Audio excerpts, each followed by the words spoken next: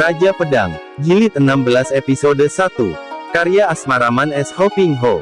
Kakek Souli, orang memperebutkan sepasang pedangmu yang hebat itu, tak perlu diherankan lagi.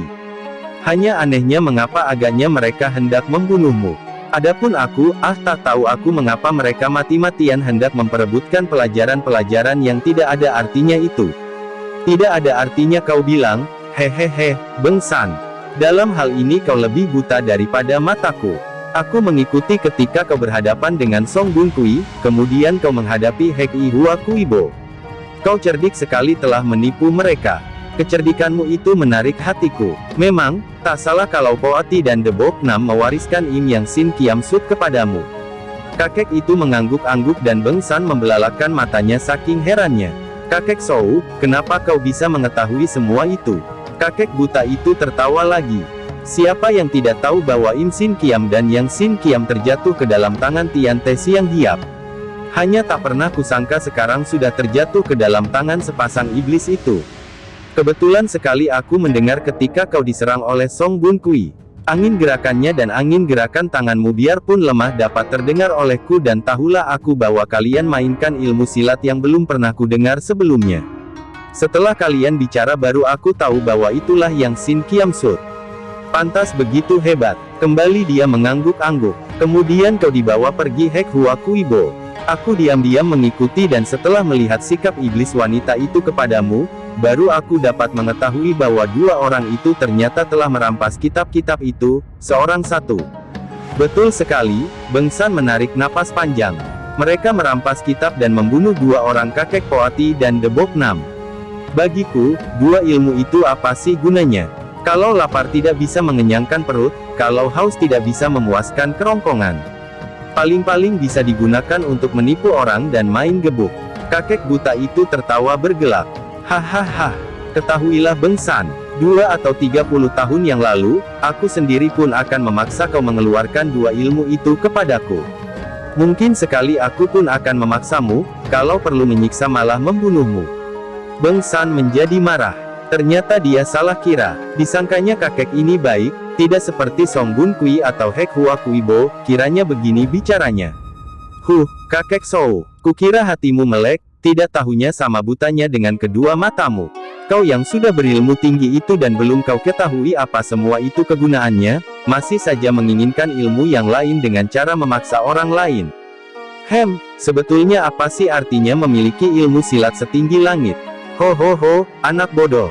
Kalau aku tidak memiliki ilmu silat tinggi, apakah tadi tidak mampus di tangan Song Bun Kui dan Hek Hua Kuibo? Kalau aku tidak memiliki ilmu silat lumayan, apakah dulu-dulu tidak sudah mampus? Kepandaian silat tinggi menjamin keselamatan kita, Beng San. Di dunia Kang Ou, ilmu kepandaian yang paling penting dimiliki, karena hanya dengan kepandaian tinggi kita bisa terhindar daripada kematian di tangan orang lain. Beng San mencela, mana bisa ada aturan demikian? Kakek tua, mati atau hidup bagaimana bisa tergantung daripada ilmu silat? Kau yang pandai ilmu silat tinggi, kalau sebentar lagi mati karena tua, apakah bisa bertukar kulit menjadi muda kembali? Salah, kakek Sou. Menurut kitab-kitab kuno yang pernah kubaca dan kupelajari, mati hidup bukanlah urusan kita untuk menentukan. Kalau Tian menghendaki kematian kita, biarpun kita memiliki nyawa rangkap selaksa, toh akan mati juga tak usah menanti orang lain membunuh kita. Sebaliknya, apabila Tian menghendaki kita masih harus hidup, biar ada selaksa orang berusaha membunuh kita, kiranya takkan berhasil. Ya, Tuhan. Kakek itu menangkap tangan Beng San dengan kedua tangannya menggigil. Anak baik, kau mengetahui semua itu dari mana? Ucapan yang penuh keheranan dan kekaguman ini membuat Beng San menjadi malu. Dari wesio-wesio di kelenteng Hong Tian Tong. Sejak kecil aku menjadi pelayan di kelenteng itu dan menerima jejalan pelajaran filsafat dari kitab-kitab kuno. Kakek itu menarik napas panjang sambil menggeleng-gelengkan kepala. Alangkah ganjilnya, seorang anak kecil mempelajari ilmu batin dan mendapatkan intisarinya untuk dipakai dalam hidup. Manusia-manusia tua bangka seperti aku dan yang lain-lain, mempelajari ilmu kebatinan untuk mendapatkan kekuatan mempertinggi kepandaian silat.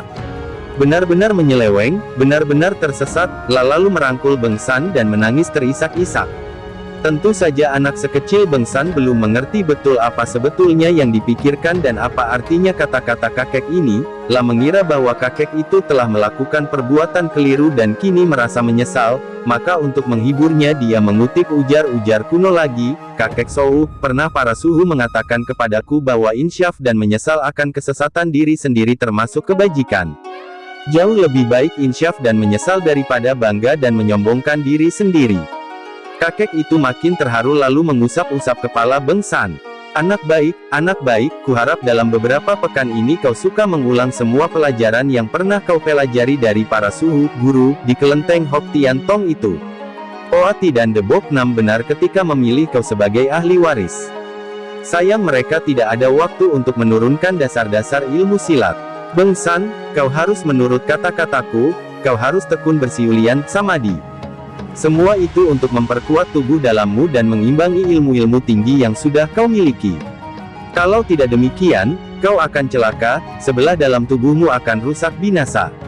Tadinya Beng San tidak begitu tertarik, akan tetapi oleh karena kakek itu bermaksud baik dan memang di dunia ini dia sebatang kara, untuk menyenangkan hati kakek buta itu dia menyanggupi.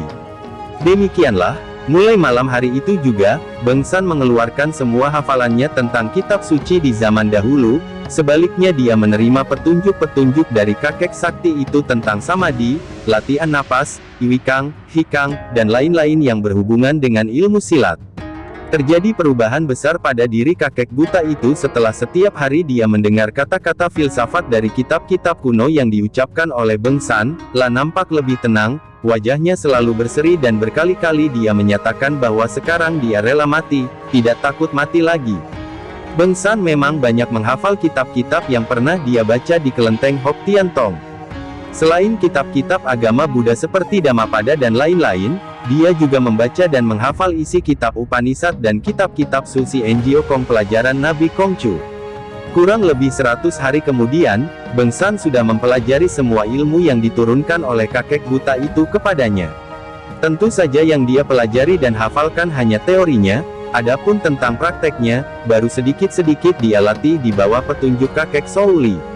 Pagi hari itu kakek Sou Li berkata, "Beng San anak baik, semua pengertianku tentang ilmu batin yang dihubungkan dengan ilmu silat, tentang siulian, iwikang dan hikang, semua telah kuajarkan kepadamu. Hanya tinggal kau tekun melatih diri saja. Berkat Hawa Im yang di dalam tubuhmu yang amat luar biasa, ditambah bakat dan ketekunan, kau tentu akan mendapat kemajuan pesat dan besar, jauh lebih besar daripada aku sendiri. Mulai hari ini, kau harus pergi tinggalkan aku." Beng San kaget, lah sudah mulai betah tinggal di tempat sunyi itu bersama kakek Sou Li. "Kenapa sekarang disuruh pergi?" Hampir Beng San menangis ketika dia berkata, "Kakek Sou, kenapa kau mengusirku? Apa salahku?" "Kakek yang baik, biarkanlah aku berada di sini mengawanimu." Kakek Sou Li mengelus-elus kepala Beng San. "Anak baik, banyak persamaan nasib antara kita. Kau harus meninggalkan aku, demi untuk kebaikanmu sendiri, juga untuk kemajuanku. Aku hendak bertapa menebus semua penyelewenganku yang dahulu, membersihkan pikiran dan hati."